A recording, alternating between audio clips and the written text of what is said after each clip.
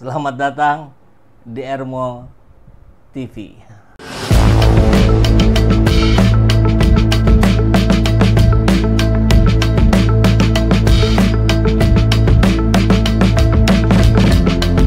Bersama saya, Saiful Zaman, kebaikan yang terorganisir akan selalu mengalahkan kejahatan.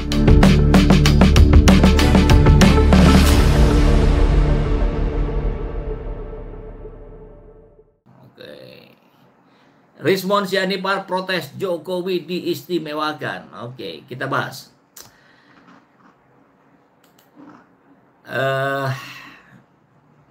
Pertanyaan simpel ya. Jokowi ini raja bukan ya? Kan gitu. Kalau bukan raja lalu siapa? Ketika rakyat biasa dipanggil polisi, mereka datang. Bahkan dari Sumatera pun rela terbang seperti Rismond Sianipar.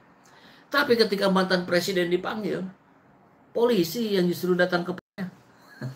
Begini nasib hukum kita. Rakyat jalanan dengan mudah dipanggil ke kantor polisi. Presiden, kantor polisinya yang jalan ke rumahnya.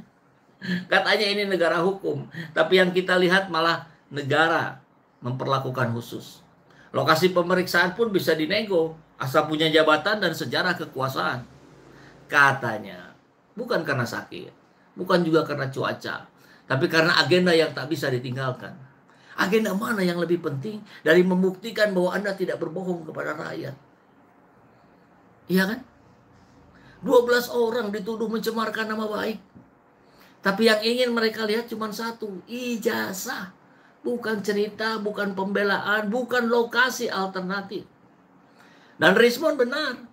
Kalau rakyat boleh diperiksa di dekat rumahnya, maka jangan heran kalau besok semua minta diperiksa. Di Polres Belige, di Polres Madiun, bahkan mungkin di pos ronda RT setempat. Ini bukan soal hanya keadilan. Ini soal logika hukum yang diretas kekuasaan.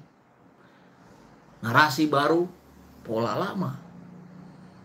Jokowi bilang ada pemelintiran. Tapi siapa dulu yang jago main metafora dan teka-teki? Masih ingat? Kuasa hukum bilang bukan karena sakit. Tapi dalam kalimat berikutnya bilang, ya memang sedang dalam pemulihan. Ada agenda yang tak bisa ditinggalkan. Ya mungkin memang tak biasa. Tapi kami juga tak bisa tinggal diam. Rakyat mulai lelah melihat hukum dirombak sesuai selera penguasa.